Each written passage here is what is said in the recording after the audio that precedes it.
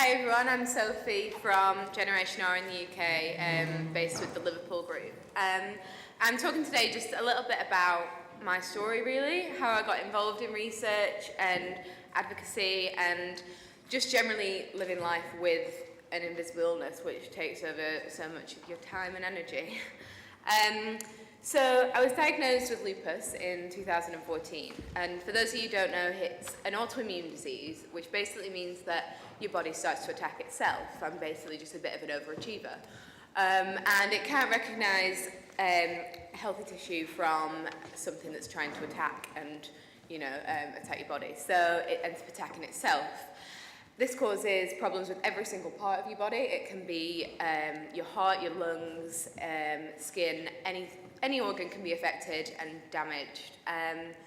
But general sort of symptoms are really bad joint pain, which resembles arthritis a little bit. They're in the same family. Really bad fatigue, which can often mean that I struggle to get out of bed some days.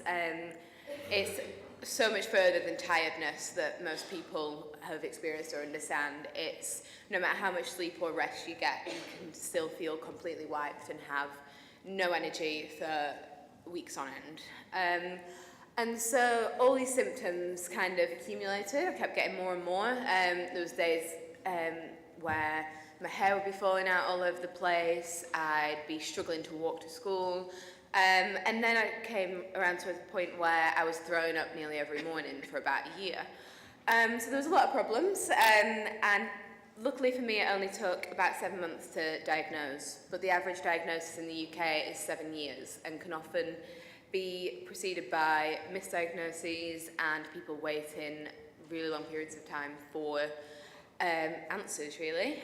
Unfortunately, when you do get that answer, there's not a lot of knowledge about lupus. There is no cure currently, and there's a lot of confusion about treatment, and you kind of just have to do trial and error until you get the right combination.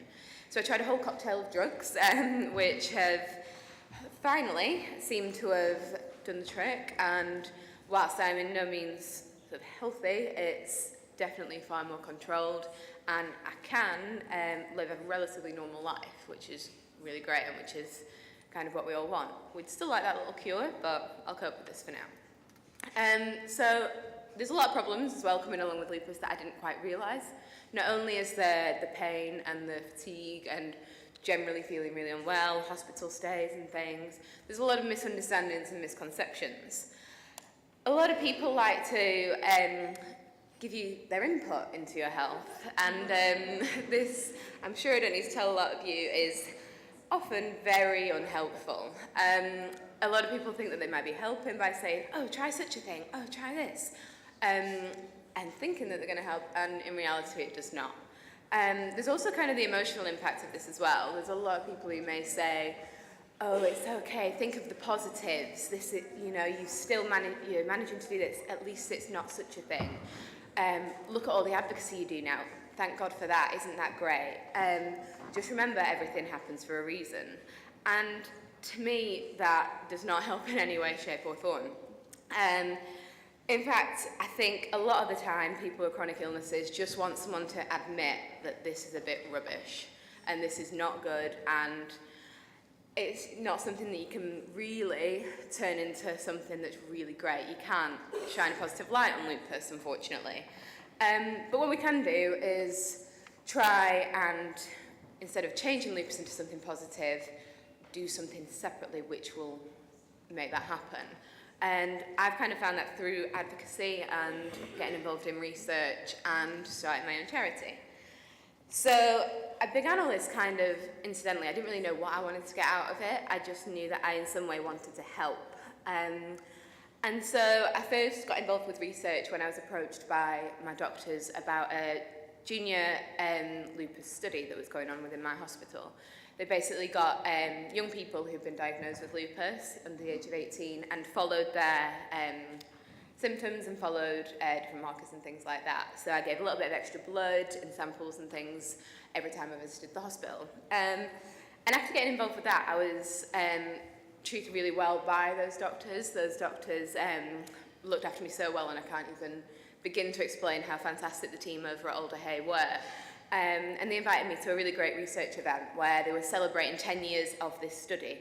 And I was surrounded by doctors and experts in this field, people who were leading research in lupus, and I was treated as their equal. I was 16 and I was allowed to ask any questions I had. I was testing what they were doing. I was saying, why are you doing this? What's your reasoning behind such a thing? And they were listening to me, and I kind of realised exactly how powerful my voice could be and what a difference I could actually make.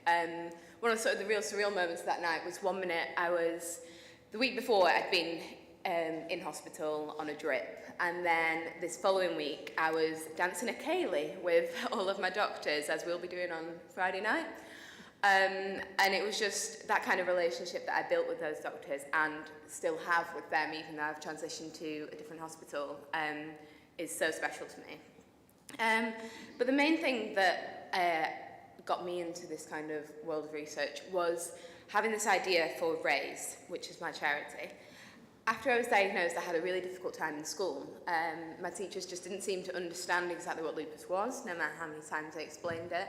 And I was constantly treated differently and seen as lazy or unenthusiastic, or just like I didn't care about school anymore because of my condition. I had to have a lot of time off for hospital appointments and stays and just generally feeling very unwell. And for this I received a lot of angry letters, my parents received angry phone calls, constantly questioning the reasons why I was off. I would be told that the reason I was trying to get out of PE was because I didn't like it, not because I couldn't walk. And there was constant aggravation like this for 2 years, and no matter how much I explained myself, I felt like this perception of me had completely changed. I'd always been a really good student, I'd always tried hard and been conscientious, but by the end of my time at that school, as soon as I'd been diagnosed and as soon as my day-to-day life had to change to cope with my illness, that perception of me completely changed, and I felt like the opinion of me had gone down in a lot of people's eyes, which for me was really upsetting. And so I realised that this was probably because my condition was invisible, so to speak. You can look at me today and not think that there is anything wrong with me, when in reality there can be days when I'm feeling really unwell. They expected that after I'd been in hospital and been pumped full of steroids, then I'd suddenly be feeling a lot better, and that my illness had been cured or treated or whatever it was. And it seemed like there was no getting through to them just because of this invisible nature. And so we just carried on going through school. I eventually finished, ended up getting the second highest grades in my year, despite all the problems that I had. And I finished school and decided that I wanted to do something about it. And I wanted to change this idea that you have to look ill to be ill, that you have to prove yourself in some way. And so I came up with the idea of creating information packs and resources which I want to distribute out into schools. And this kind of progressed, and I got in touch with the hospital. I pitched it to my consultant, who was incredibly enthusiastic, and she got me in touch with Jenny Preston, who's sat over there at the back, and is the person who started Generation R in the UK and started the YPAG groups 13 years ago. And so from then, once you get to know Jenny, anyone who does know, she's so enthusiastic, it's contagious, and you get involved with so much. So I got involved with Generation R and obviously iCAN. I've been to this summit and the previous two, and I've just also been involved in all sorts of other research studies. I advise a lot of the studies that Lupus UK do, and just a lot of their general advocacy work. I recently helped them design one of their big promotional videos, which is racking up the views on YouTube at the moment, which is very exciting. And one of the big things I'm involved with is the tracker study, which Simon spoke about a little bit yesterday, which we hope will really revolutionise the way that patients are informed about clinical trials and hopefully aid recruitment and just aid that mutual understanding of exactly what is expected in a clinical trial and how people can be involved with them. So a couple of these pictures are just kind of what we do.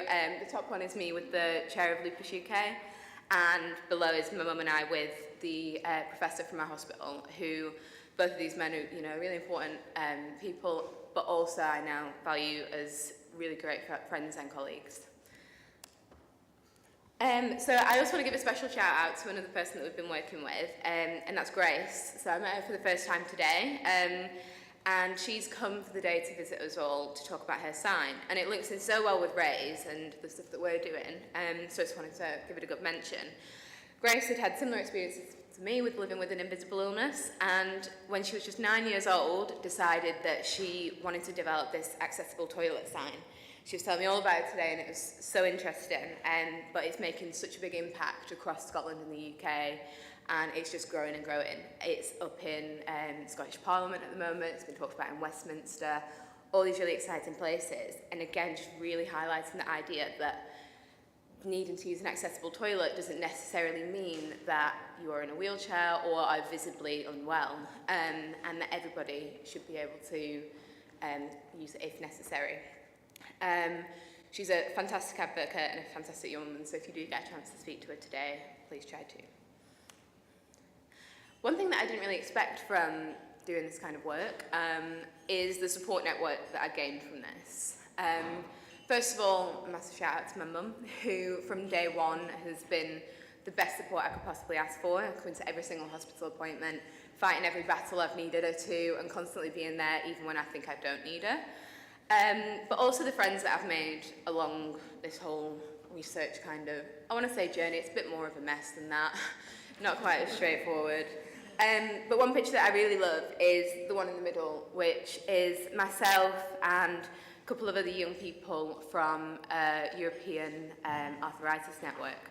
We went to a conference in Athens last September, and this was us at the top of the Acropolis. It was a really big, difficult walk in the blazing heat, and 4 of us of that group had either arthritis or lupus, and for us to make our way up to the top of that big monument that's so historic and so important, which is really special. And I think it's doing things like that. We did not sit and talk about, our feelings or our condition or anything like that, which is something that, I always kind of wanted to stay away from, especially when I was first diagnosed. We were just 4 people who were walking up a really important monument, and it was something that even not talking about it, we knew it was really special to everyone there. So Raise have been growing for the past couple of years now. It's been about 2 years, and it's been just the most exciting kind of whirlwind thing. It's gone from just a small idea I had sat in my living room to what will soon be a fully registered charity here in the UK. Our information packs are coming on really well. We've had amazing responses from schools who are so excited to use them, and they should be being ready for distribution by the end of this year. We're also really excited at the beginning of this year to get an invite to the Department of Education. Someone who just found us on Twitter and was so interested in what we had to say that he wanted to meet us. And so realising that we could influence such a important part of our country and part of our government was just the most exciting news ever. As well as doing that, we've been trying to just spread the awareness. We've been speaking all around the world. We've been to conferences everywhere, talking with some paediatricians and teachers who are really at the top of their fields and really doing outstanding work, but also want to hear what we have to say, which is just completely incredible. And we have so much respect for those paediatricians who do want to help us and do want to listen to us, and still working on the few that aren't so keen on that idea just yet.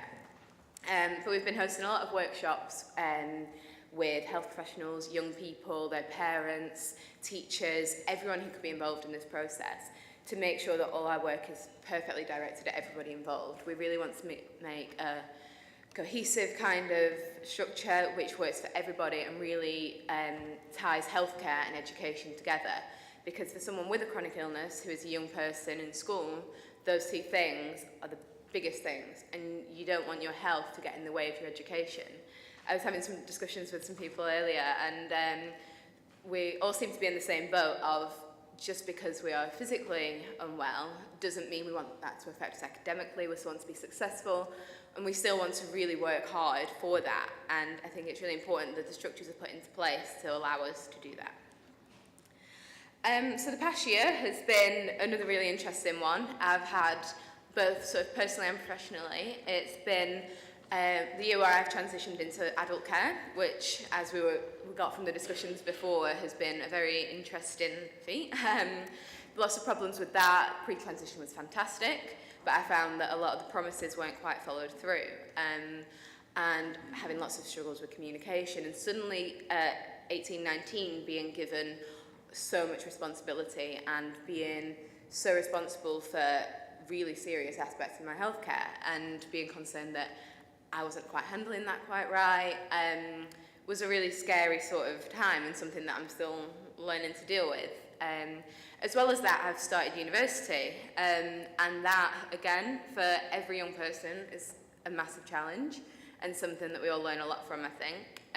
But doing that, as well as having a chronic illness, is just even more stressful, as well as balancing my uni work with my advocacy work. It's been, yeah, again, just a really big balancing act, really, and a lot of learning to be had from that, and trying to succeed and be as normal as possible, for want for a better word, and whilst living with chronic illness has been something that this past year in particular has really brought to light, more so even than when I was first diagnosed. I've also recently been appointed to the National Institute for Health Research Advisory Board, and that's a really exciting thing, which is influencing research across the country and internationally, and helping those involved in patient and public involvement really understand the best ways of going about it, and getting experience from patients, and getting their views on exactly how we should be advocating for patient and public involvement, and how we should be making sure that it is done in the best and most effective way possible. Along with that, I've also been really excited for, personal career growth. Halfway through university, and I'm just trying to, in the most normal sense, grow as an adult in that respect. So I'm really excited to be, almost for the first time, being normal for my age. I've been doing work experience and looking into career paths and things like that. And a couple of the pictures up there are things that I'm really excited about, because tomorrow morning I'm actually heading down to London for the evening. I'll be back for the Cayley, so it's all good.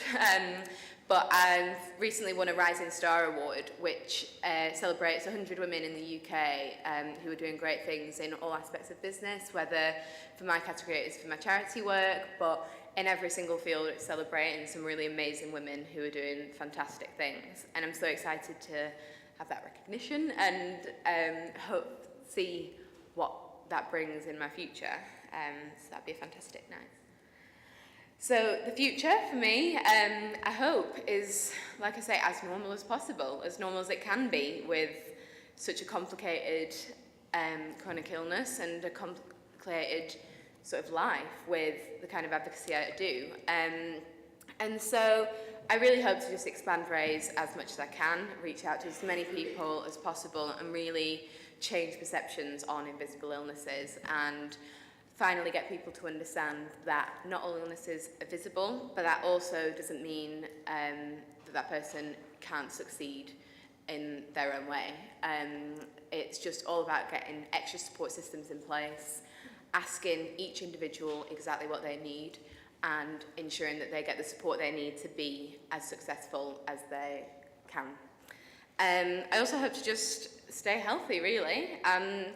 It's been interesting, so writing this presentation, reflecting on the past 4 years, and this is the first time since that diagnosis, since I was a tiny little 13, 14-year-old girl getting so terrified of what was happening, that I actually feel healthy and I feel a little bit in control. Don't want to jinx anything, because as lupus is, it's not that simple, but I hope that this continues and that I can continue to basically just live a normal, if possible, life with a chronic illness, but continue to use that illness to do some really positive work. And that's about it for me. Thank you. Hello everyone, my name is Marta and I come from Barcelona. Thanks to the organizers, first of all. For me it's such a pleasure to be here. And well, now I'm gonna explain you a little bit my story. Okay, so I'll talk about my illness, my diagnosis, my participation in a clinical trial, my experience in Kids Barcelona, and also my professional future. So my illness was something really unexpected, because one day I started feeling having several symptoms, such as vomiting, photophobia, very hard headaches treated with morphine injections because otherwise they didn't disappear, inflammation of optic nerves, also bleeding of the eyes nerves, diplopia, and high pressure of the cerebrospinal fluid.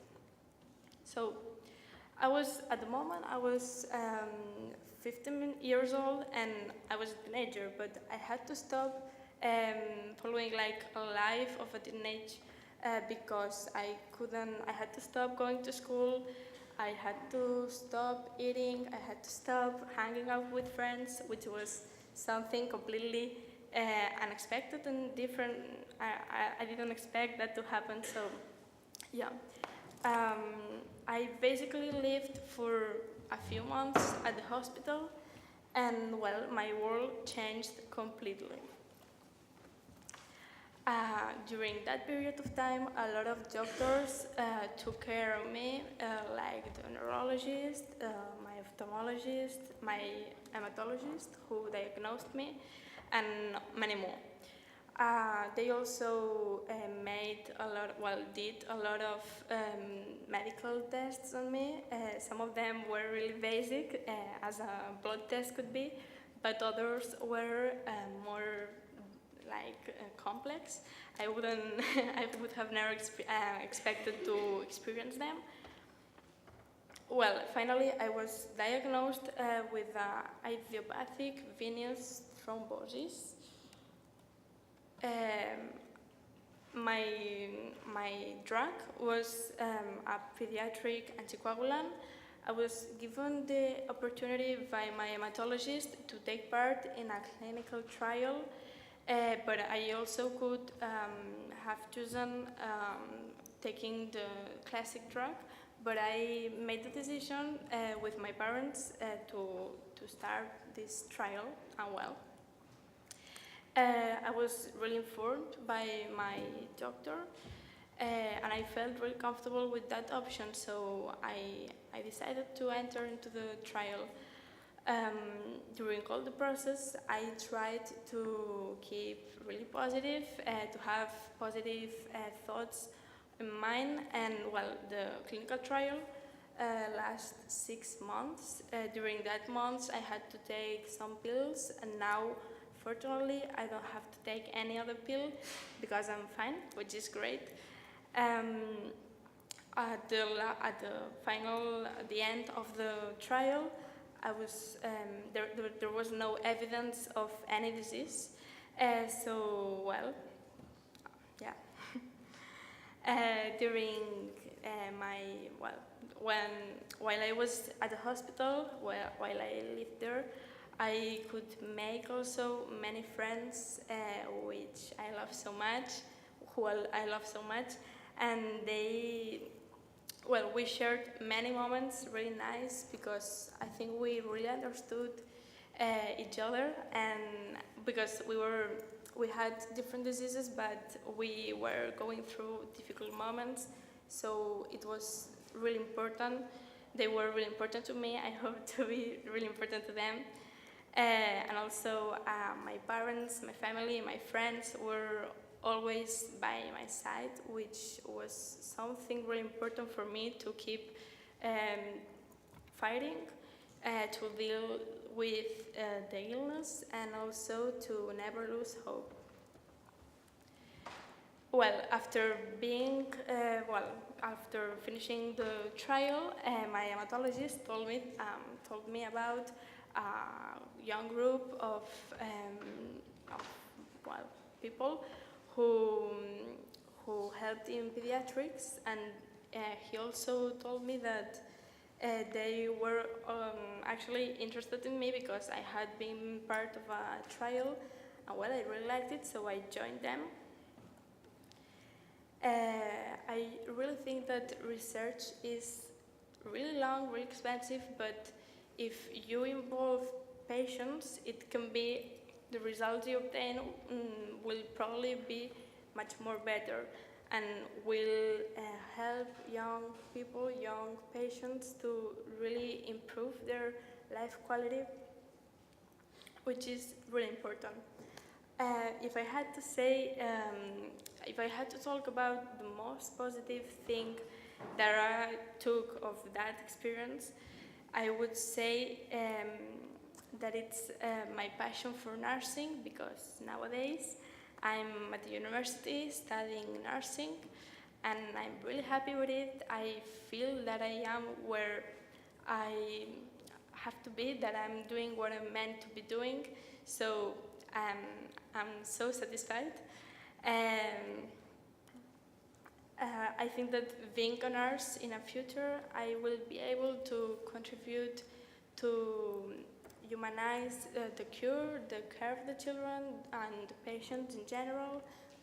And also, I have to say that the match that I received in the moments that I needed the most, I hope to be able to give it back to my future patients and also to the new ones, the new children that has to come. And well, to end, I would like you to take a message home, which is fight for your dreams, and your dreams will fight for you. Thank you very much.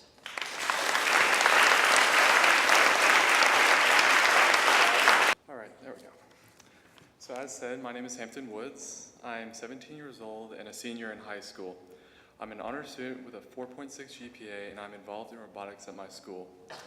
I have launched a biomedical device startup. I co-lead a small group of younger boys at my church, and I'm also president of Kids Georgia. When I was 4 months old, I was diagnosed with idiopathic cirrhosis with level 4 scarring. Without a liver transplant, I would die within a year. Because I was so healthy in every other way, and because donated organs for infants are scarce, the chances of getting a cadaveric organ were small. I was placed on the organ donation list, but my family and doctors knew we had to find another way. I had a non-related living donor liver transplant when I was 11 months old. My donor, Heidi Biggie, is my aunt, a perfect match, and married to my mom's brother. As an infant, I was on 10 or more doses a day of custom compounded medication, which I took through a tube through my nose that went into my stomach, and also through a port in my arm. These meds kept me alive. If I had too much of these meds, it would be toxic to my body. Too little, and my body would attack my liver. I also had multiple labs drawn weekly for the first few months. The burden of my everyday care fell on my parents, and with a medically fragile child, they were scared for me. I had to be kept in a small, clean environment so I would not get sick. They shielded me from the outside world because any illness could mean hospitalization. I do remember some things about my childhood that made me different or were inconvenient. We carried around a cooler everywhere we went because compounded Prograf needs to be refrigerated. Alarms around my house were set to Prograf time. Everything I touched was sanitized. Rubbing, scrubbing, sterilizing, and disinfecting were part of my childhood. That was just normal to me. I was a tad bit paranoid when it came to my restrictions because of my medication, which was both a good and a bad thing. My parents did not give me much information because immunosuppressive medications can have side effects like high risk for certain cancers, high blood sugar, because people who take these drugs, they can't get live vaccines. And if we get sick, it could mean life or death. They didn't want me to be scared or just not want to live life. I knew that I had to take my medicine 12 hours exactly. I couldn't have ibuprofen or have grapefruit. They knew I had to keep the meds. I had to take the meds to keep me going. So there wasn't much use in giving me scary statistics. Mostly I had a fairly normal childhood. We took family trips to the beach and to Disney. I played baseball, soccer, and basketball. I went to school and church, even though my family was concerned about what I might catch there. I even completed 3 triathlons.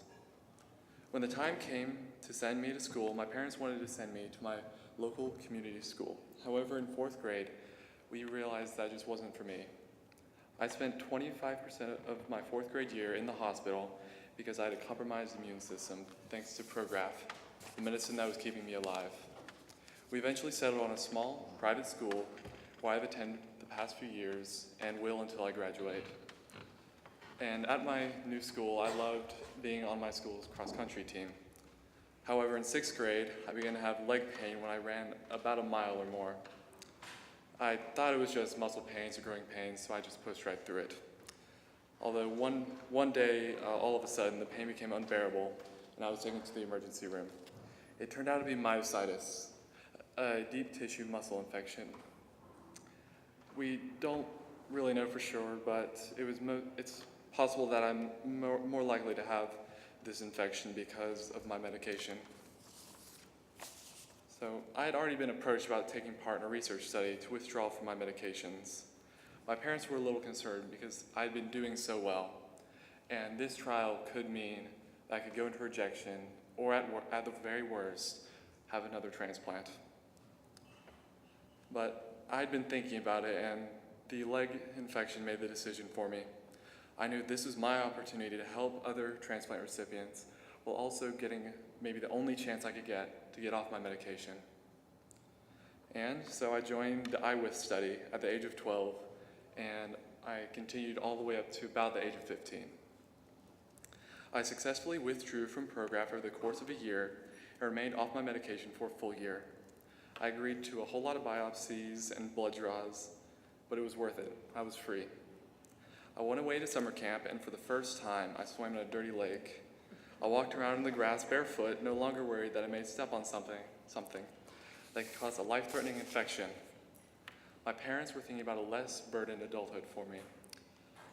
Unfortunately, after a biopsy, a small change in my liver tissue was detected, and I did have to go back on my medication.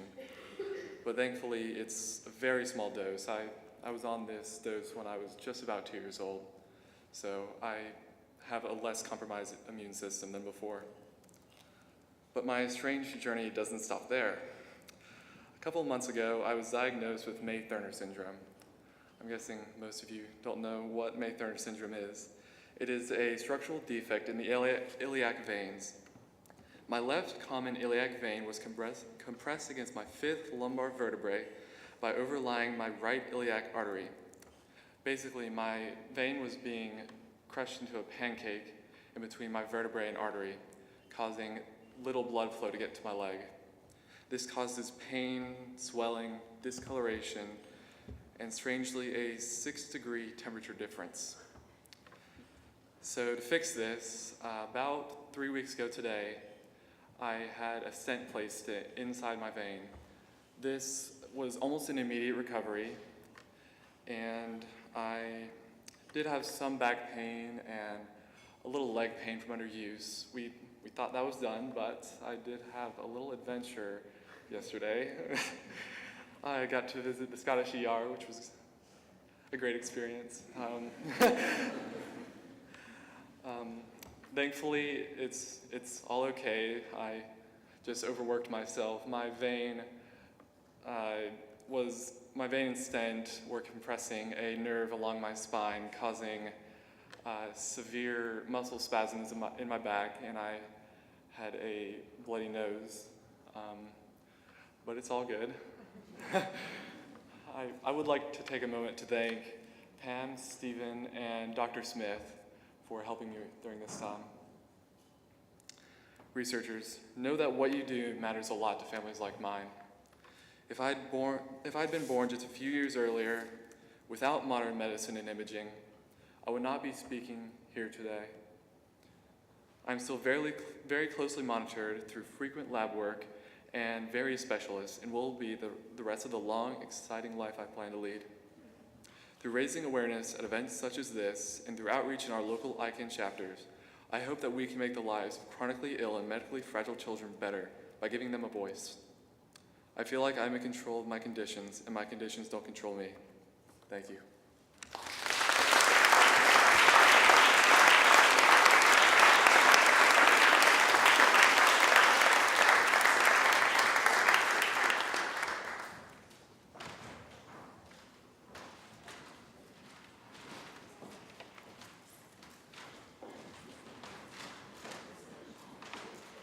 Can we all just raise our hands for all three of our talks this afternoon, and also for Grace, who came along. Grace, do you want to stand up? Is she still here?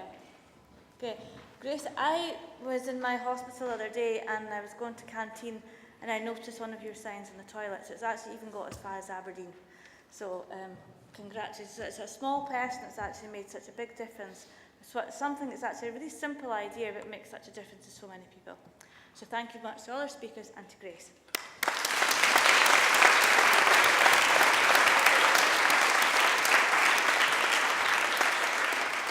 Now, we were going to go into our clans this afternoon and finish our work, but I appreciate a lot of people want to go off and have some free time. So I think what we'll do is we'll just sort of end the official part of the day here today.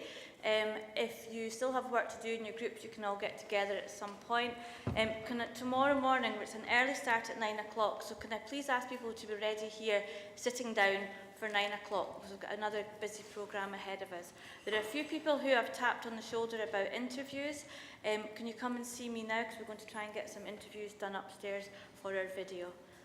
Thank you very much, everybody.